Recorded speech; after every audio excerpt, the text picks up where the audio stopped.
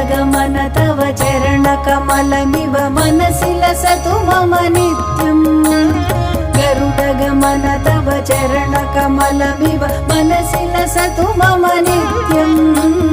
मनसि लसतु मम नित्यम् मम तापमपा